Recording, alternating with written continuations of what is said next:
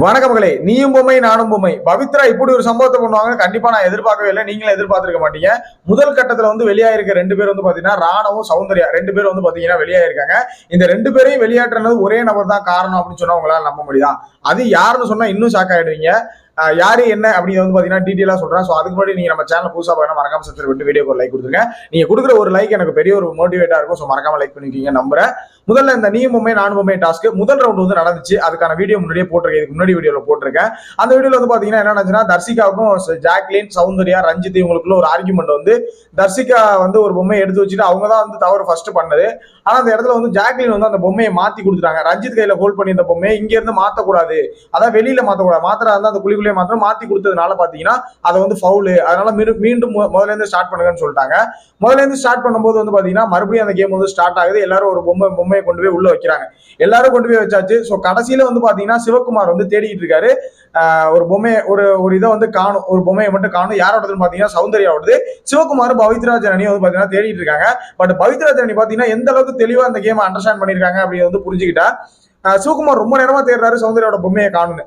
பார்த்தா பவித்ரா ஜனனி ரெண்டு பொம்மையோட எந்திரிக்கிறாங்க. ரொம்ப நேரமா சௌந்தர்யாவோட பொம்மையை தான் கையில ஹோல்ட் பண்ணி வச்சிருக்காங்க. அதாவது அவங்க எடுக்க வேண்டிய ஜாக்லின் பொம்மையோ சம்திங் ஜாக்லினோட இல்ல அன்சிதாவோட நினைக்கிறேன். அன்சிதாவோட பொம்மையை எடுக்கிற வரைக்கும் பவித்ரா ஜனனி பாத்தீங்கன்னா சௌந்தர்யாவோட பொம்மையை ஹோல்ட் பண்ணி வச்சிருக்காங்க. Because Dharshika and Pavithra Janani close friends.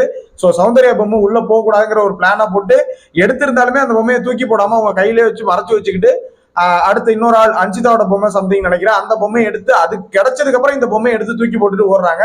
So அதுக்கப்புறம் சிவகுமார் எடுத்துட்டு போய் வைக்க பார்த்தாரு, ஜெயிக்க முடியல. சரிங்களா? பட் இந்த விஷயத்துல சௌந்தர்யா தோத்தது காரணம் சிவகுமார் தான் நிறைய பேர் சோசியல் மீடியால பேசிட்டு இருக்காங்க. பட் அது உண்மை இல்ல. சௌந்தர்யா ரெண்டு பொம்மையை ஹோல்ட் பண்ணிட்டாங்க.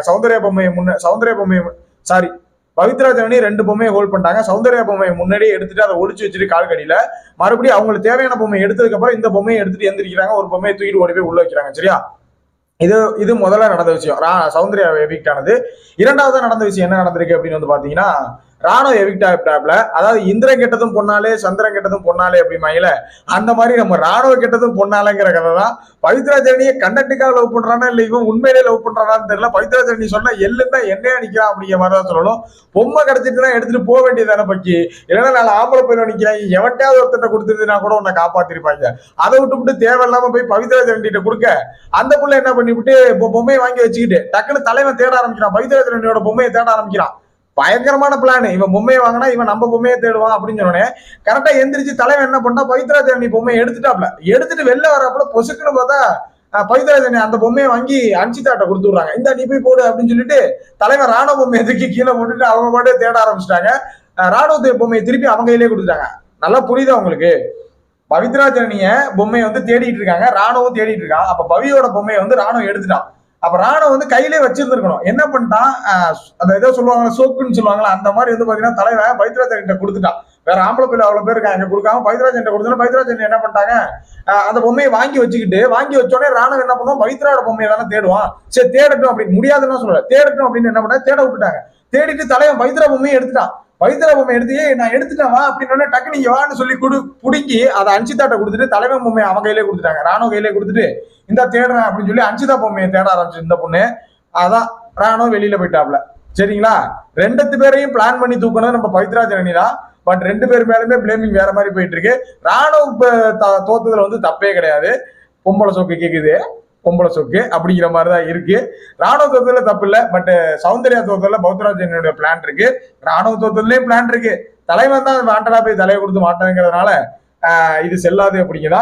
சோ இதை பத்தின உங்களோட ஒப்பீனியன் என்ன? பவித்ரா ஜனனி கேம் ஆட மாட்டாங்க, அது பண்ண மாட்டாங்க, இது பண்ண மாட்டாங்கன்னு நினைச்சிட்டு இருக்கோம். பட் இந்த அளவுக்கு டேலண்டா ரெண்டு பேரை தூக்கி இருப்பாங்க டார்கெட் பண்ணி அப்படிங்கிறது பாத்தீங்கன்னா கொஞ்சம் நம்ப முடியாத ஒரு விஷயமா தான் இருக்கு. உங்களுக்கு அப்படிதான் இருக்கும்னு நினைக்கிறேன். சோ இந்த வீடியோ பத்தின உங்களோட கருத்துக்கள், இந்த பவித்ரா ஜனனி பத்தின இந்த சம்பவத்தை பத்தின உங்களோட கருத்துக்கள் என்ன அப்படிங்கிற மறக்காம கமெண்ட்ல போட்டுவிடுங்க. நெக்ஸ்ட் வீடியோ மீட் பண்றேன். மறக்காம இந்த வீடியோக்கு லைக் பண்ணி சப்போர்ட் பண்ணுங்க. தேங்க்யூ.